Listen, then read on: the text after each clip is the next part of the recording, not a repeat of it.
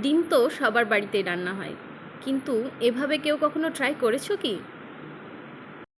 সাধারণ ডিম কিভাবে বাড়ির গেস্টের মন কেড়ে নিতে পারে, আজকে আমি সেই রেসিপিটাই তোমাদেরকে শেখাবো। বাই দ্য ওয়ে, আমি সঙ্গীতা। আজকে নিয়ে চলে এসেছি বাটার গ্রেভি এগ।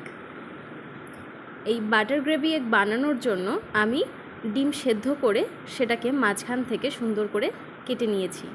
বেশ কিছুটা কুচানো পেঁয়াজ নিয়েছি, শুকনো লঙ্কা, গোটা জিরে আর নিয়েছি আদা রসুন টুকরো করে কেটে নিয়েছি।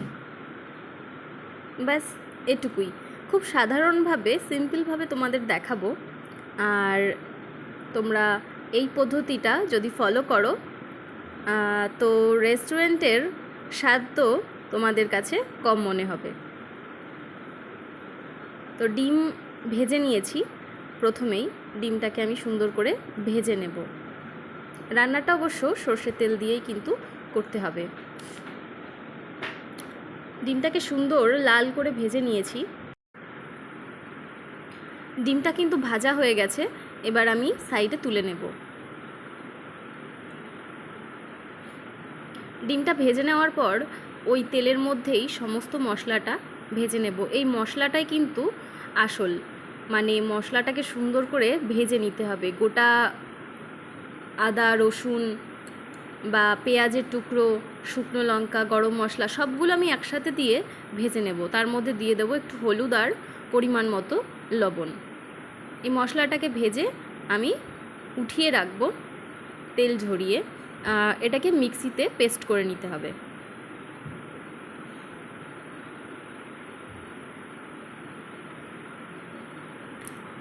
তো পেস্ট বানাবো, কিন্তু তার আগে আমি আলুটাকে ভেজে নেব, কারণ আলুটা সুন্দর করে না ভাজলে রান্নার টেস্ট আসবে না। 50% সেদ্ধ করে নেব আমি ভাজার মধ্যেই। আর ওর মধ্যে দিয়ে দেব নুন আর হলুদ। ব্যাস, এবার ঢাকা দিয়ে আমি চলে যাব ওই মশলাটা পেস্ট করে আনতে।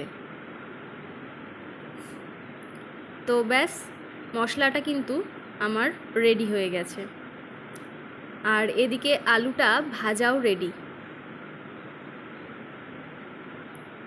তো কড়াইয়ের মধ্যে দিয়ে দিয়েছি শুকনো লঙ্কা আর গোটা জিরে ফোড়ন, আর কড়াইয়ে দিয়ে দিয়েছি মশলাটা। এর মধ্যে দিয়ে দেবো বেশ কিছুটা পরিমাণ কাশ্মীরি লঙ্কা আর ধনে গুঁড়ো।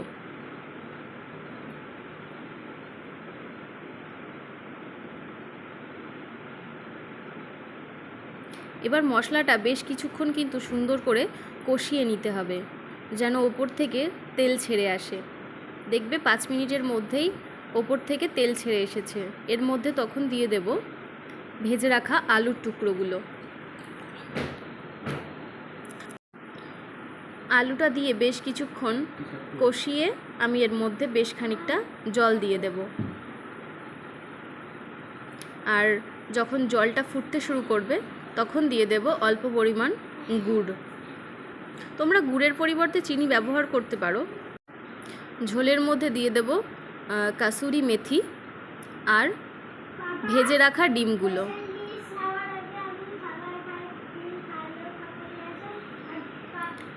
এই ঝোলের মধ্যে অল্প একটু দিয়ে দেব বাটার।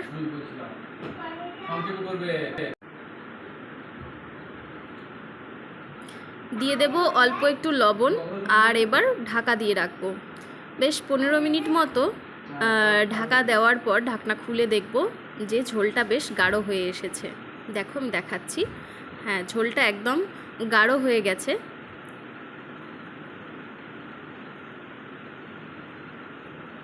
এবার ওপর থেকে অল্প একটু ফ্রেশ ক্রিম আমি ছড়িয়ে দেব। এতে টেস্টটা খুবই ভালো হয় এবং কালারটাও খুব সুন্দর আসে। তো একদম রেডি হয়ে গেছে আমাদের বাটার গ্রেভি এগ। তোমরা অবশ্যই বাড়িতে এটা ট্রাই করবে এবং আমাকে কমেন্ট করে জানাবে যে তোমাদের কেমন লাগলো।